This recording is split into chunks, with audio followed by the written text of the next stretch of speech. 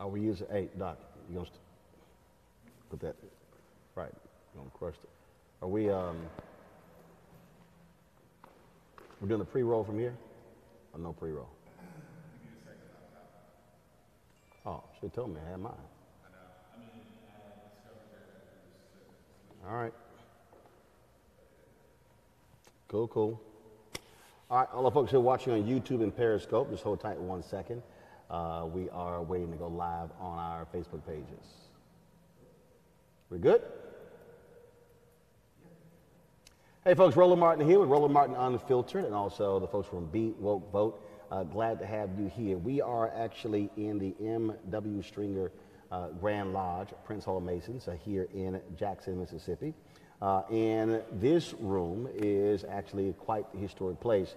The Mississippi Freedom Democratic Party, of course, Fan Lou Hamer and others, of course, who went to Atlantic City Democratic National Convention in 1964. This is where they actually met and voted on those delegates. And, of course, on June 15th, 1963, the funeral for Medgar Evers, the field secretary for the NAACP, was held in this very auditorium.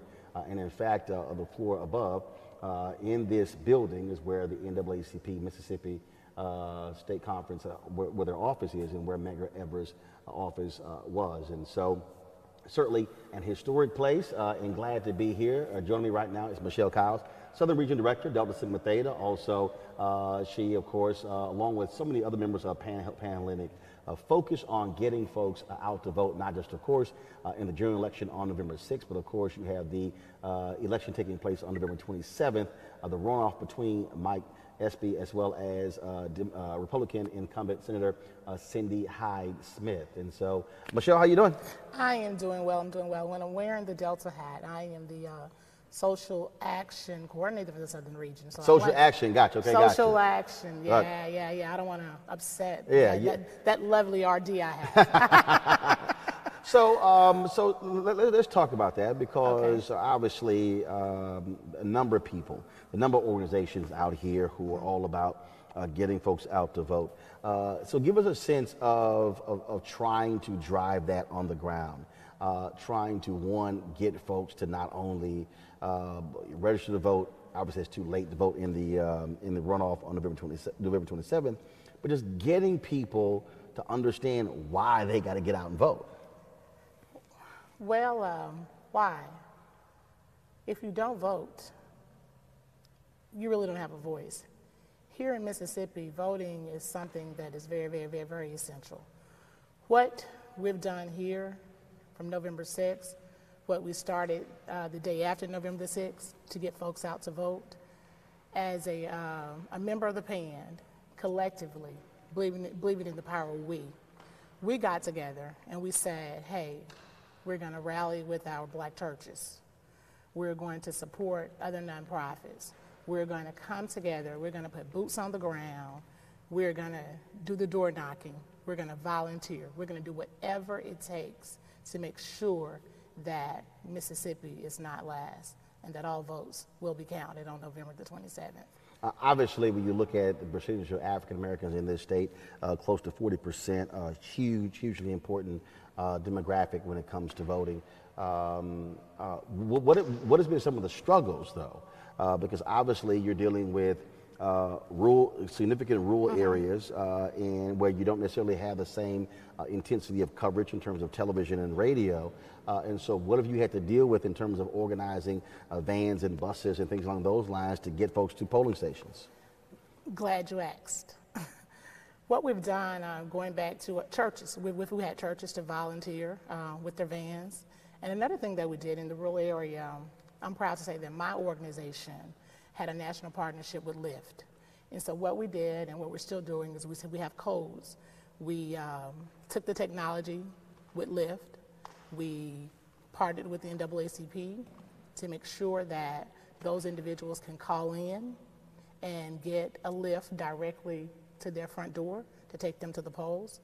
Churches, we organized within the demographics of the voter precincts to have them to come to the various areas and get folks to the poll. So first of all, take me through the map. And so you have all of these counties in the state.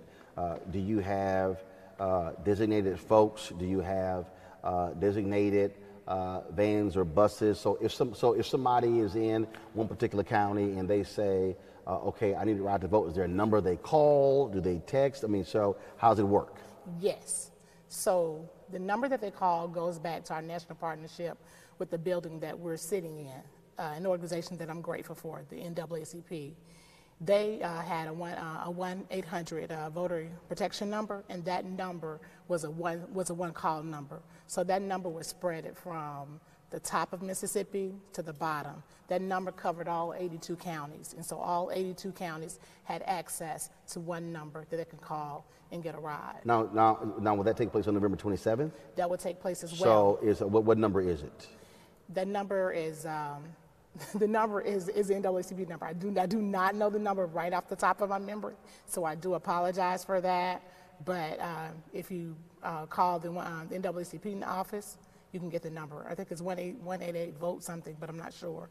Okay. Well, actually, I'm going to pull it up as well. Yeah, if you can pull it up, that would help. So, matter of fact, Allison, see if you can send Derek. We'll get the number from the NAACP so we can give that out to folks.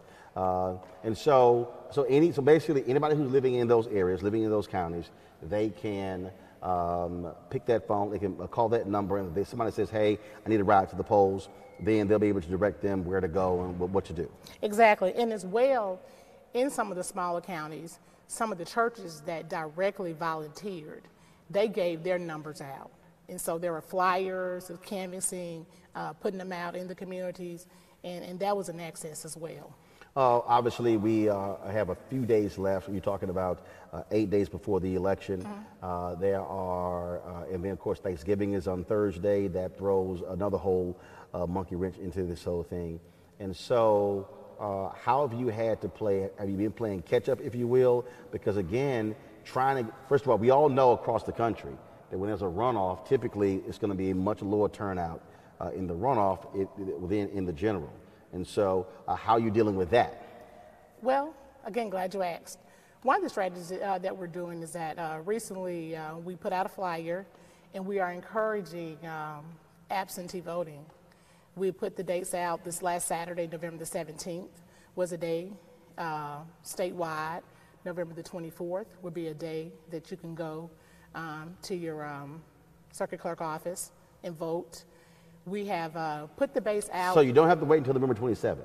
You do not have to wait till November 27th. So you can vote absentee? You can vote absentee. So you can go to a clerk office and actually vote up until November 24th?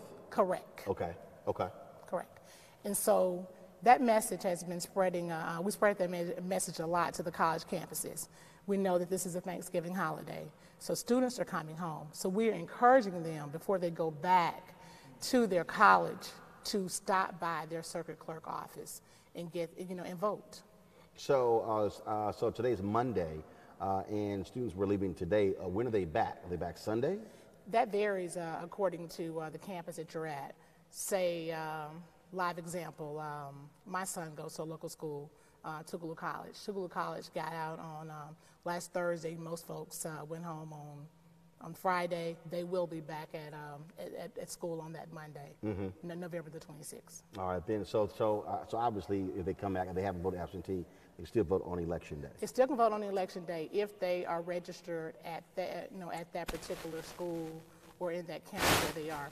One thing that goes on here in this state a lot with the college population is that we have a couple of colleges local that have voting precincts. Tougaloo College has a voting precinct. Jackson State University here in this area, they have a voting precinct. Meaning they can vote on campus? They can vote on campus. And so one of the push prior to November the 6th was to get students to register on their college campus so they can have easy access in making sure that their vote count. And so that happened with a great percentage. The percentage that it didn't happen with, of course, going back to the absentee voting, making sure that when you go home that you're going to your circuit clerk office and voting. Okay. You got the number? All right, bring it to me. All right. And so again, for the folks out there, if you're in Mississippi and again, you're trying to get a ride to the polls, you can call 1-888-601-VOTE. That's 1-888-601 8683. It's also an election protection number. So if you have any issues at the polling location when it comes to someone telling you you're not registered or there other kind of problems, you should be able to call that number. So again, the number is 1-888-601-VOTE. Michelle, anything else we need to know? Well, you just need to know to get out there and vote. Here in Mississippi, Mississippi has been at the bottom, putting on the Michelle Shelby Kyles hat. We got to get health care. Health care is just major, major, major. This state has not expanded Medicaid. We got folks on the ballot who want to hold Washington, D.C. accountable, want to hold Mississippi accountable. They want to make sure that we have everything that we have. You know, they're looking at education, you know, not just education from a college perspective, but making sure that the working class is working. They want to make sure that with this millennial population that their student loans, you know, their debt ratio, that they can work and sustain themselves when they come out of school. The Pan Hellenic National Coalition of 100 Black Women, Marriage Church Tarot Club here, to name a host, the ACLU, to name a host of organizations. We here are one big family when it comes to voting. So it really doesn't matter if you wear a particular Greek color. It really doesn't matter if you're in a particular organization. We just want to encourage everybody to vote. We're coming together with the black churches. We're coming together with this strategic historical building that we're sitting in. And we want to see change on November the 27th. Mississippi wants to be great, greater. We're not trying to make this country great again. We are great. And we want to do that at the ballot box. Cool. Sounds good. I certainly appreciate it. All right, thanks thank a you. bunch. All righty. All right, folks. A little bit later, we'll be talking with Derek Johnson, of course, the president and CEO of the NAACP. And so you definitely want to catch our live interview. Don't forget, I'll be broadcasting Roland Martin Unfiltered right here at 6 p.m. Eastern today, and be looking forward to more of these interviews. Of course, we'll be live streaming today and tomorrow and Wednesday as well. And so you definitely want to keep it locked here. The only place giving you on-the-ground coverage of the Mississippi U.S. Senate runoff election between Mike Espy as well as Cindy Hyde-Smith. And so we look forward to more conversations today and tomorrow as well. All right, folks. Roland Martin signing off for Roland Martin Unfiltered and Be Woke Vote. And remember, stay woke, be woke, and vote.